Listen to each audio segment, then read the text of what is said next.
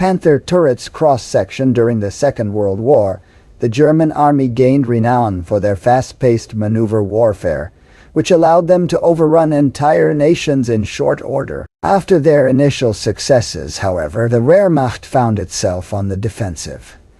Though tanks and their mobility were still a vital part of the war effort, some were converted to a much more stationary role. Origins and concept. The idea of using tanks as a fixed bunker is obvious, at least in hindsight. Tanks by their nature are resilient, designed to withstand considerable punishment, while being able to unleash considerable firepower of their own. Furthermore, the First World War taught militaries around the world that tanks would be a vital component of any future conflict, and vehicles were produced in considerable numbers. These designs could become outdated quickly, as new technologies and methodologies led to the creation of more advanced tanks. Rather than scrap the obsolete designs, many were converted into makeshift bunkers at strategic locations. The first nations to do this were the Soviet Union, France, and Belgium. As they switched to a more defensive posture, the Wehrmacht made use of this tactic themselves, creating purpose-built tank bunkers. One type, nicknamed a Tobruk by the Allies after a Libyan city where they were first encountered, was a simple version of this concept. They were small, one-man bunkers usually armed with a machine gun or a small mortar, made from concrete and topped with a small tank turret, such as captured French Renault light tanks. Sometimes, however, something more substantial was in order. Several defensive lines were devised by the German High Command to protect German territorial gains made in the early phases of the war, such as the Panther line on the Eastern Front, the Atlantic Wall in northern France, as well as others in Italy and Germany. This need led to the development of what was called the Panther term. Among the arsenals of tanks used by the Germans, one of the most effective was the Panther medium tank. The decision to use the modern Panther turret, as opposed to outdated designs, was due to turret production, outstripping the pace of Panther hulls. Rather than leave the already produced turrets in storage, they were pressed into service as stationary defenses. I found out I was being charged every month for my Vomit Mary deliveries when I'm not even in a battle right now. This is getting ridiculous. So I've been searching high and low for a service that'll cancel all my unnecessary subscriptions for me. And well, that's where today's sponsor, Rocket Money, has helped me out. Rocket Money is an all-in-one finance app that lets you save money and spend less. They're helping customers save up to $740 a year with over 500 million in canceled subscriptions. I've been using it to track how much money I spend because I recently splurged and bought myself this $100,000 tank and this F-35 jet plane. Yeah, it can get a little out of hand. I need to chill with spending. I realize I'll get in a little accident one day if I'm not careful, so I need to be reasonable with my money and make sure I'm budgeting appropriately. Yeah, we all have to do that.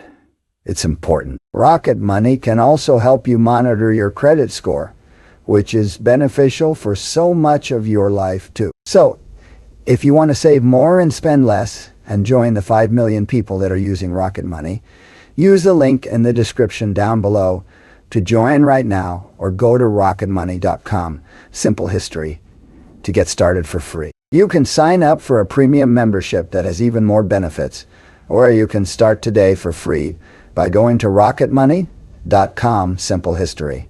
Thanks, Rocket Money, for sponsoring. Now on to variants. In the closing months of 1943, plans were drawn up for these lines of defenses with Panther terms as a key element. The basic idea was very simple. A bunker would be dug with the tank's turret used as the main weapon. There were 3 main variants of the design. The Panther Einstahl Untersatz, or steel support, was the first variant, intended to act as a cheaper and less time-consuming alternative for typical German concrete bunkers. Steel bases were chosen over concrete ones because steel could be installed during the upcoming freezing winter months. Panther would be made with prefabricated steel components welded together on site. In places where the front was more static, such as the Atlantic Wall, the Germans made use of a second variant called the Pantherturm Zwei-Bentensacker, or concrete base. These were sturdy, providing the occupants with significant protection. A third variant, called the Schnelleinbau, or fast construction, would be made from wood and was also known as the Halsunterstand. The bunker was divided into two major sections. The upper section was a square box roughly 3 m by 3 m and about a meter in height. Over the top of this section, the turret would be mounted. This compartment served as storage for ammunition and could hold up to 175 rounds of tank shells, while 400 or 500 rounds of machine gun ammo would be stored in the turret itself. The walls were up to 3 inches thick, providing the crew with significant protection.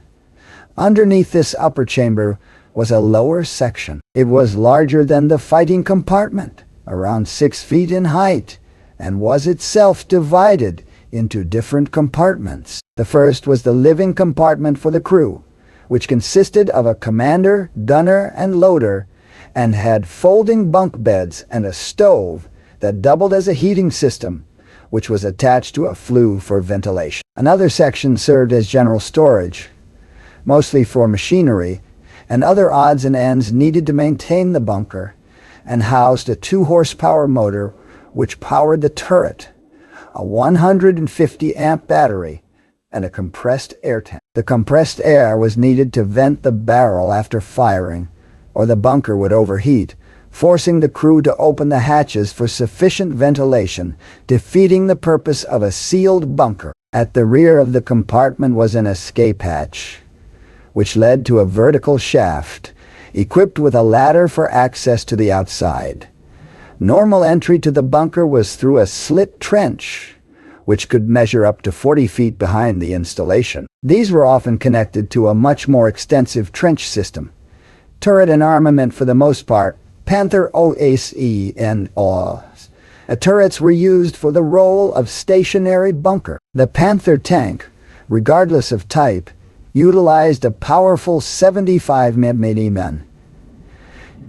This is the same caliber that was found on the American M4 Sherman, which has a reputation as being a grossly underpowered main weapon. The German counterpart, however, had a more powerful powder charge to propel the shell, and a much longer barrel, which allowed the expanding gases of the propellant to build up to a much higher degree, giving the shell a higher muzzle velocity.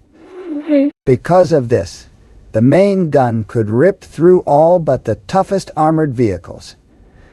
They were also equipped with a 7.92 coaxial MG-34 machine gun, useful for defending against infantry. The turret of the Panther was heavily armored, being up to 110 mm of steel at the front and around 80 mm at the sides, though this could vary based on the specific model of the tank used. This armor would also be sloped, which added to the protection provided by the steel.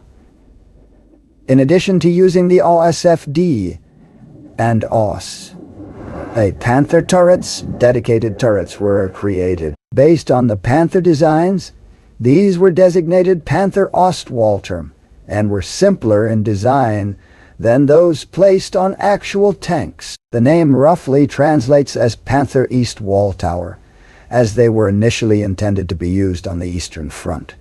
Though due to the more dynamic nature of the fighting there, most were sent against the West, particularly in Italy and along the long Atlantic Wall.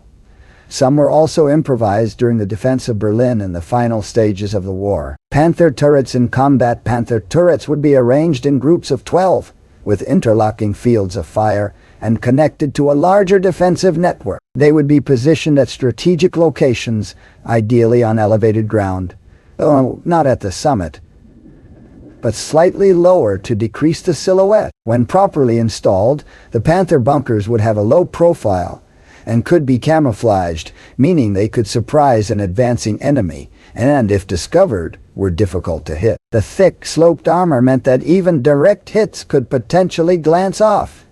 Because the armor was thicker at the front, enemies would often be forced to attempt to flank the bunker, putting them into the firing line of another emplacement. There were some downsides, however. The positions would be camouflaged, but this limited their firing arc. The turret could turn a full 360 degrees if there were no other obstructions. But this would push aside any concealment that may have been placed to mask it from the enemy. Once discovered, the low-profile and durable construction made destroying it from the ground difficult. Panther turrets were, however, thinner at the sides compared to the front, making them vulnerable to flanking. By the later stages in the war, the Allies had near total air superiority, making the turret vulnerable to airstrikes as well as long-range artillery, for which they had no real defense against. Overall, the use of Panther term and other similar structures was a simple and cost-effective way to utilize scarce resources, to hold on to ground already captured by German forces. In the later stages of the conflict, German logistics and industry was in shambles, and the use of the Panther term and other similar structures allowed them to recycle tanks that were already produced but were no longer operable. Tanks knocked out by enemy action, mechanical failure, or just a simple lack of fuel would not have to be scrapped or abandoned, but could still contribute to the war effort.